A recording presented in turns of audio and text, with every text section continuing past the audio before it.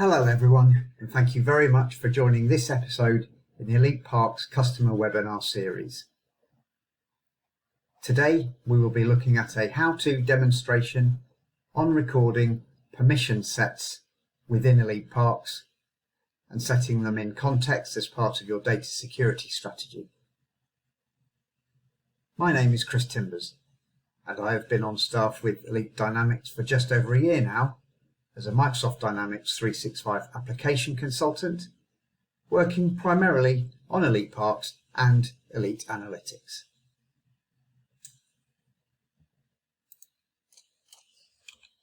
So, let me start by posing a question. How secure is your data?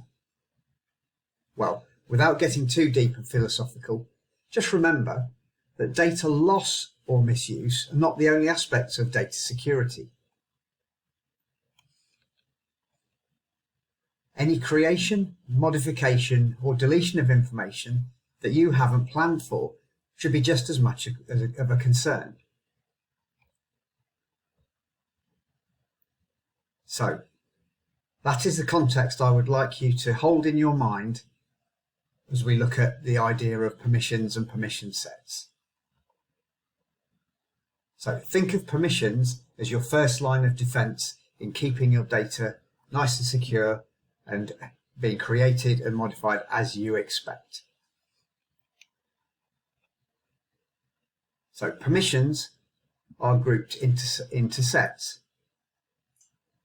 In this context, a permission is just the allowed set of actions a user can undertake against data, screens, and reports within EliteParks. They're grouped into sets, and for those of you who have taken a look at them in the past, you could easily be forgiven for thinking that they look mighty complicated.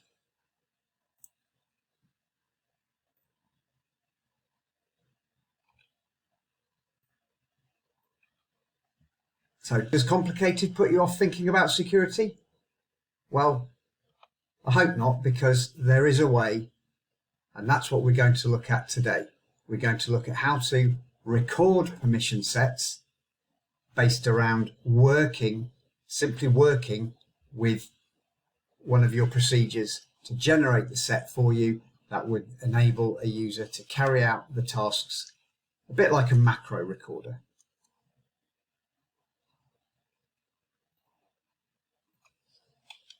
So now we'll go into a live demonstration from the system itself. So here we are within EliteParks itself, and what we are going to look at now is the recording of a permission set covering a basic process. So for this demonstration, I'm going to use the point of sale receiving process. So I start off by searching for permissions, and I can see a list of permission sets. So I'll navigate to the list of permission sets, and as we can see, there are rather a lot to choose from. And this is often what contributes to the sense of complication that I mentioned earlier. But we can overcome that. We're going to record our own dedicated permission set, that only applies to our process. We simply start by clicking New in the menu bar. We'll give the permission set a code and a name.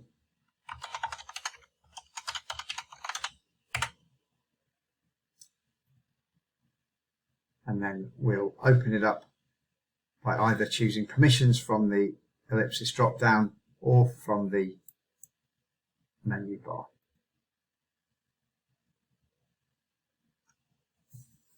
This opens our permission set page, and what I'm going to start by doing is telling the system that I want it to add in any read permissions required to related tables as I work around my process. There will be some places within the system that just need read access to other parts of the system, even though I don't have to press buttons to do with them or drill into those pages. So enabling this property could save me missing out some key details with the recorder. So now I simply use my recording options in the menu bar. So I click Start. I do want to start recording. We can see the stop is enabled for later on. Now, what is key in recording is you must leave this page open. So we use the search facility to navigate to our process. I'm going to kick off points of sale. I'm going to start by paying a customer invoice. So I'll drill into customer number and I'm going to use as many of the facilities within the process as possible to anticipate anything a user could possibly do.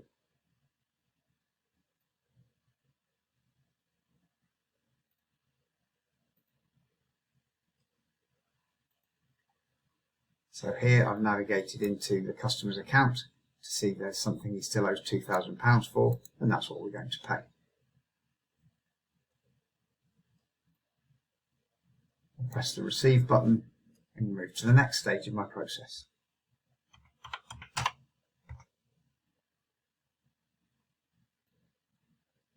Now again, try and use the maximum facilities in the process. So if there's a drop down, yes, you could just select from it, but just anticipate the user might accidentally want to go into the full list.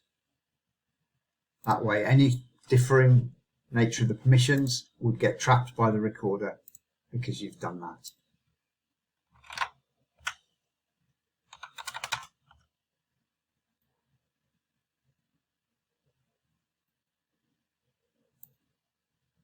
Now I'm going to print because I'm not sure that the email is particularly safe for the context of a webinar. But within my facilities, I'm going to work through and use each of them as we go. So in this first instance, I'm going to send to a PDF.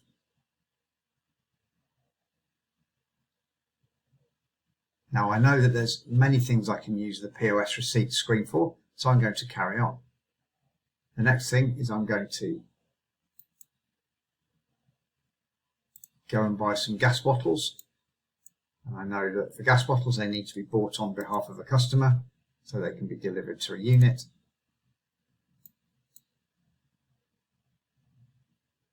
And I can see that in the lines, I have my description, a unit price, but of course everyone buys 2 gas bottles, don't they? So we'll edit, and again, that may trigger a permission response in the recorder. So let's receive. Choose a different payment method.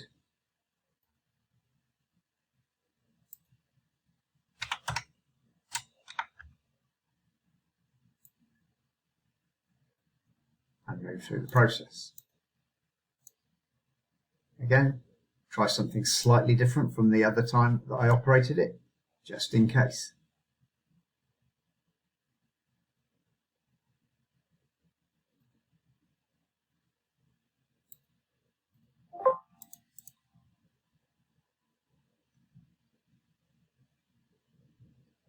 Now I'm going to come and pay for a deal deposit.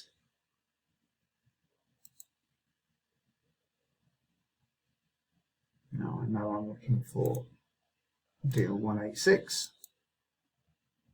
I drill in. I can see an amount has been brought through from the deal.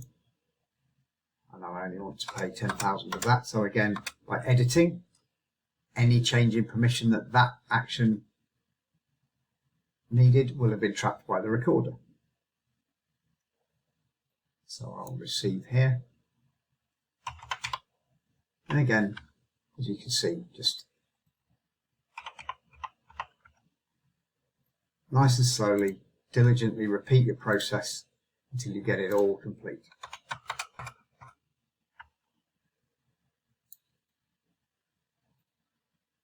In this case, I'll preview and close.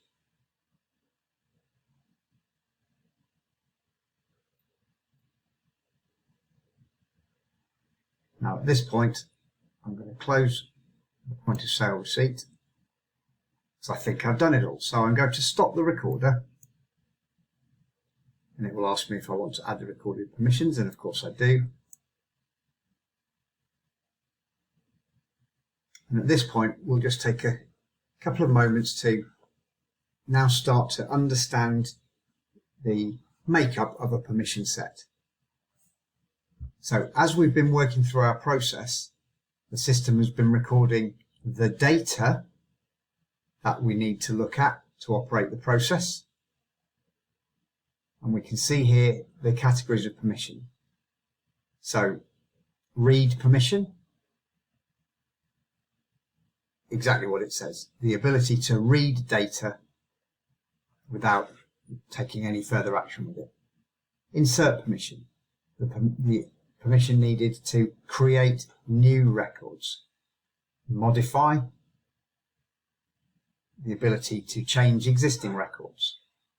Delete permissions, goes with, as you can imagine, deleting records from within these tables. Now, execute permissions are slightly different. Certain types of objects, like the underlying table itself rather than the data held within it, the program code, and reports and pages or screens, simply require an execute permission. So any screen that we touch, any code that we run, the recorder picks that up and adds the execute permission for us. Now within our permission, we can actually see a couple of options here. We have indirect and yes. So a blank means no permission for the object in the type in the column. A yes, as you can imagine, it means yes, I am allowed to modify the deal table. Now indirect is slightly more complicated, but it simply means that something in the background needed changing, that I as the user was unaware that I needed to do anything with. I didn't need to navigate anywhere, I didn't need to drill into anything, but nevertheless the code needed to change something. So number series lines are a classic example. As I created a receipt, it needed to increase the receipt number when I needed to do it again. It's not an action I was aware I was doing as I went through the process, but that's the point of the recorder, to take care of the things that I'm doing, even though I may not be aware of the permissions implications. But you can scroll down and start to see that your permissions build up for the process. You start to build slowly an experience with the type of headers, the type of tables being touched by each part of the process. Now I was going through my process and actually I forgot to do something. So have I got a problem? Actually, no. Once you have your permission set created and you have started, you'll notice that the recording options are still available to us. So if I've forgotten something in my process, or I did it in a different way to which a user might go about it, I can come back in and restart the recording. And then I go away and realize that actually what I really should have done was record how to pay a booking, just to make sure I got the complete picture. So I'm going to search and I want booking 73262.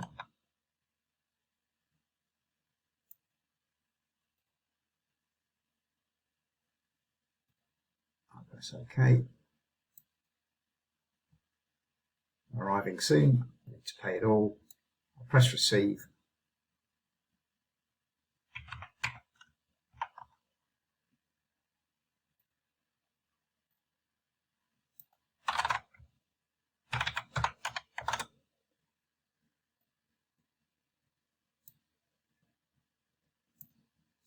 Again, finish off the process.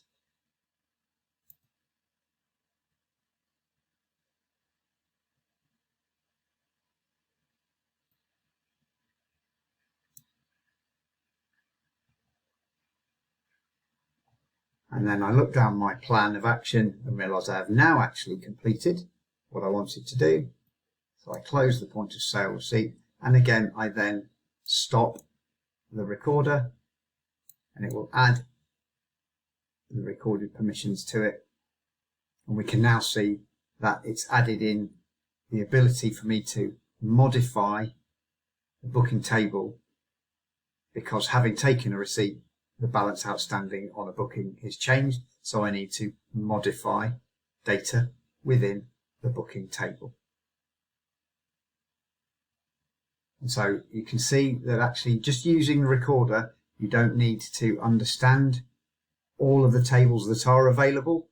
You don't really need to understand the different permissions. You just operate your process and the recorder does all the hard work for you.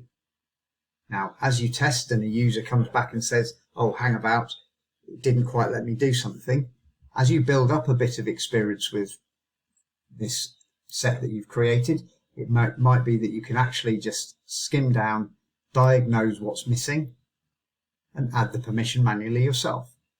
But you always have the option to come back, rethink the process, and record it again.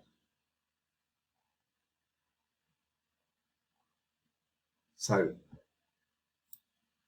at that point we can come out, and we now have a usable permission set, named as we wanted, user defined, so we can edit it as much as we like. Now if we're doing this in a test system, once we've tested and we've realized we've got a really good permission set that we can use, we can then export the contents of this permission set, save a file on our drive, and then go to our live system and then import this permission set for use in the real system, which again allows us to test safely, but adds a bit of efficiency to the whole process of deploying our results as we go around.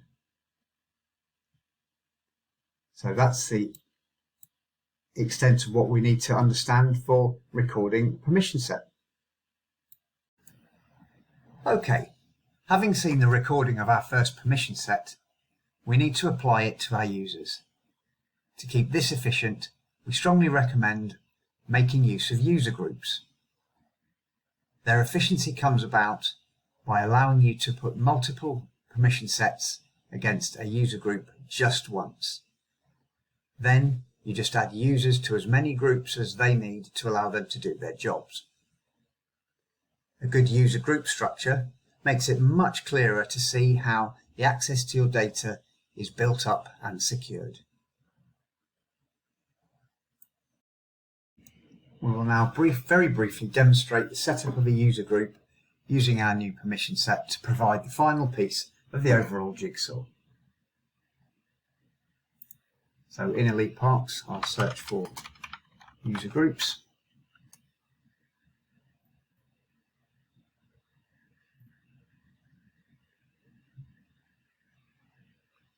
And now I need to create my new user group, so I'll left click on new, give the user group a name,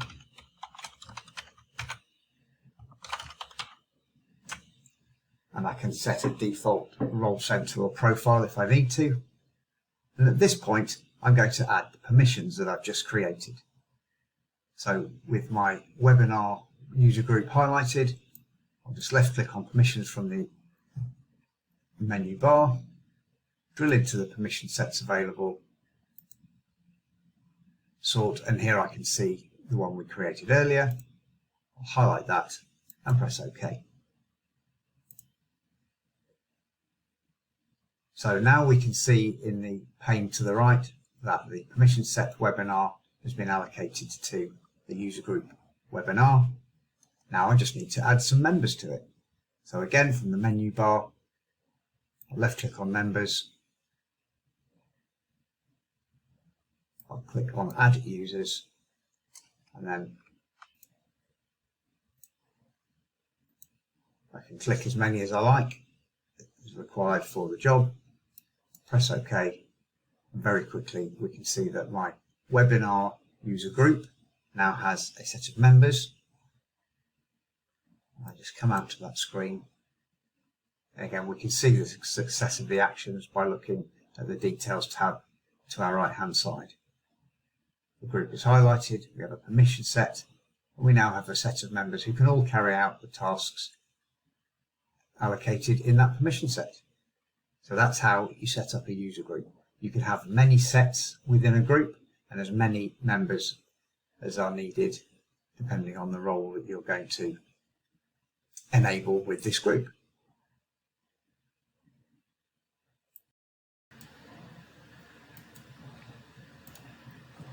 So thank you for persevering through those demonstrations.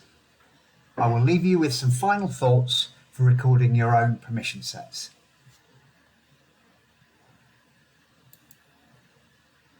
So firstly, start with a clear picture of your process so that you can reduce the number of times you have to revisit each set to record some more steps. Work to a plan. You doubtless have lots of processes, but don't be tempted to just try and record some mega set. Work through methodically. Use those groups. Don't rush. It's so easy to miss steps or accidentally close a recorder and lose what you've just done. So take it slow. And then use the groups. Test, and then test again with your real users so that your permission sets and the user groups are really effective and cause as little pain, but maximize your security along the way.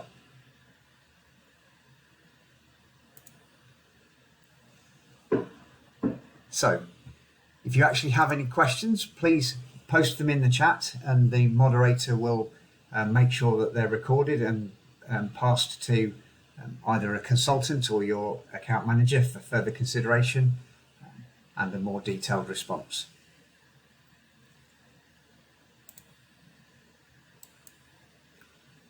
So, if you have any further questions or this session has piqued your interest sufficiently in the subject area, please feel free to contact your account manager, Jermaine, Nicola or Georgia, for a more detailed discussion about how we can further help you.